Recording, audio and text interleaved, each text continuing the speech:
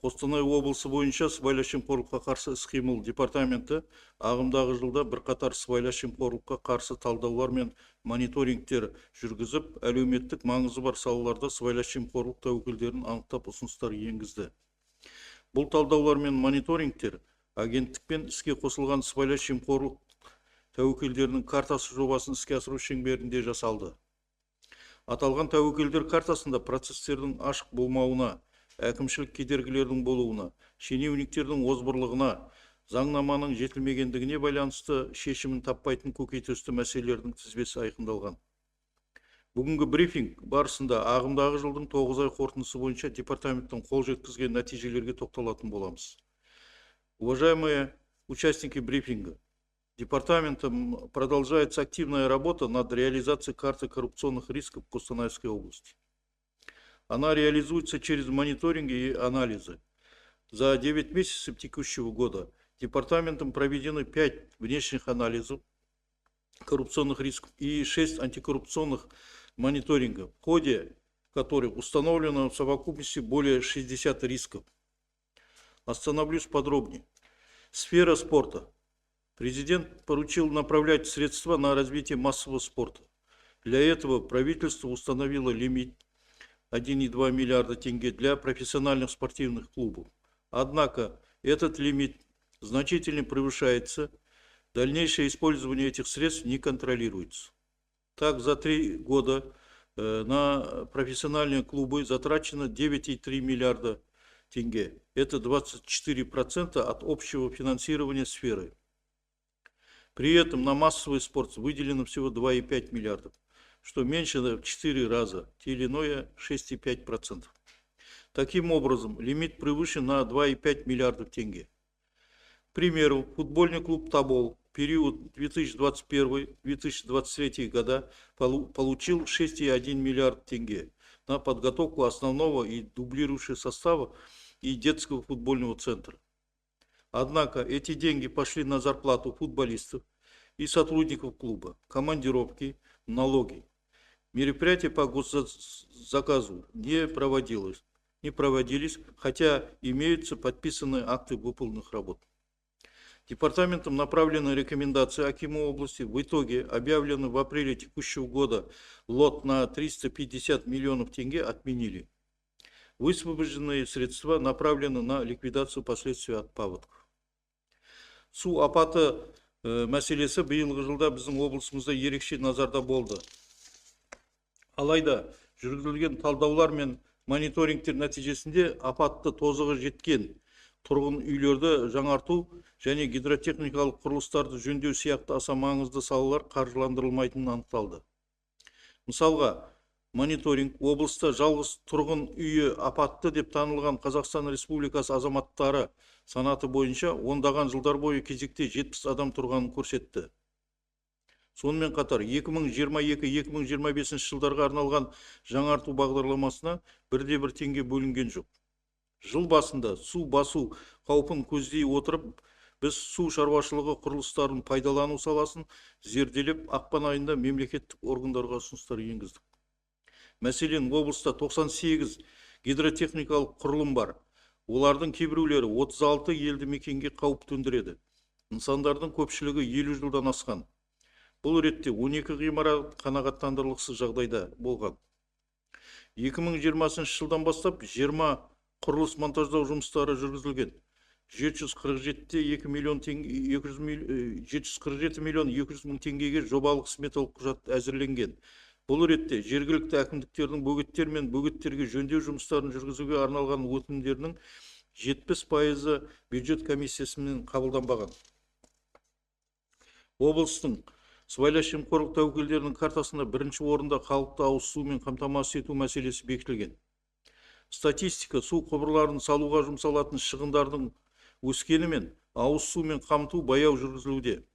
Соңғы 3 жылда 55,4 миллиард теңгеден астам сомаға 171 сумен жабдықтау жобасы іске асырылған. Бұл ретте 11,7 миллиард теңгеден астам 14 жоба мерзімде аяқталмаған. Бұл жобалардың барлығы сыбайлас жемқорлыққа қарсы қызметтің мониторингіне алынды. В этом году Нами также проведен анализ в сфере ветеринарии. Анализом установлены риски, связанные с внесением корректировок в ИСЖ по изменению породы животных. Это делается для получения субсидий. Установлены риски при проведении противоэпизоотических мероприятий. Это приписки по проведенным ветеринарным мероприятиям. Фактически отсутствие животных и признаки оказания предпочтения отдельным поставщикам вакцин. Мы наткнулись на множество фактов несоблюдения требований ветеринарных наставлений к применению вакцин. Имеются факты двойной вакцинации животных. Также установлены риски в управлении персоналом, конфликты интересов в случае совместной работы близких родственников на ветстанциях и так далее. Бүгінгі таңда департамент пен автожол саласындағы сыбайлас жемқорлық тәуекелдеріне сыртқы талдау аяқталды. Талдау нәтижесінде бірқатар сыбайлас жемқорлық тәуекелдері анықталды. Тәуекелдерден басқа жол құрылысының сапасына теріс әсер ететін кешенді мәселелердің бар екендігін көрсетті. Талдау биылғы жылы агенттіктің бастамасымен бүкіл республика бойынша жүргізілді. Барлық қорытынды іс-шаралардың нәтижесі туралы ақпарат жергілікті бұқаралық ақпарат құралдарына талдамалық анықтама келісілгеннен кейін жеткізілетін болады. Подводя итог своего выступления, хочу отметить, что работа по профилактике коррупции и устранению коррупционных рисков проводится в рамках реализации проектов «Бизнес Жол», антикоррупционное волонтерство и мониторинга портала «Единое окно госзакупок» и другие. Имеются результаты этой работы. Об этом более подробно расскажет первый заместитель руководителя департамента Тоқбергенов Рустем Тасамбиевич. Назарларыңызға рахмет. Ағымдағы жылдың 9 ай қорытындысы бойынша департаментпен сыбайлас жемқорлықтың алдын алу бағытындағы жүзеге асырылған жобалар туралы сіздерді ақпараттандыруға рұқсат етіңіздер. Уважаемые представители СМИ, разрешите проинформировать вас о результатах работы департамента по вопросам реализации антикоррупционных проектов. В партнерстве с Палатой предпринимателей мы продолжаем работу в рамках проекта «Бизнес Жол». Проект направлен на защиту субъектов малого и среднего бизнеса. По итогам 9 месяцев текущего года проведены встречи и рассмотрены обращения 45 предпринимателей, положительно решены вопросы 36 лиц. К примеру, по рекомендациям департамента филиалам АО «Интергаз Центральная Азия» рассчитан ущерб и заключены договоры сервитутов с 7 сельхозтоваропроизводителями на общую сумму 251 тысяча тенге. Выплаты осуществлены 6 СХТП в размере 246 тысяч тенге. Разрешен системный вопрос, связанный с получением льготного тарифа на электроэнергию субъектов, производящих социально значимые продовольственные товары. Как выяснилось, отделы сельского хозяйства отказывали в выдаче справки о статусе СЗПТ. Для разрешения вопроса на площадке палаты проведена встреча с участием заинтересованных сторон. Оказалось, что причина проблемы – это несогласованность между государственными органами и монополистом, а также неосведомленность малого и среднего бизнеса. В итоге совместно проработали алгоритм разрешения вопроса. В результате 20 субъектов МСБ заключили договор по льготному тарифу и получили возможность экономить около 180 тысяч тенге ежемесячно и более 2 миллионов тенге в год. Сыбайлас жемқорлыққа қарсы волонтерлікті дамыту бойынша жұмыс жалғасуда. Бүгінгі таңда жобаға 100-ден астам еріктілер қатысады. Олар биылғы жылы нысаналы топтармен 95-ке жуық кездесу өткізді. Қоғамдық бақылау бойынша жұмыстар жүргізілуде. Мысалы, еріктілер 5 ұзақ құрылыс нысанына сүйемелдеу жүргізуде. Және 2 жыл ішінде 3 тұрғын үй құрылысы және ауылдарды сумен жабдықтау нысаны пайдалануға берілді. В марте в городе Аркалык совместно с Общественным советом области посещены проблемные объекты Аркалыка, в том числе городской ТЭЦ, больницы и жилой фонд.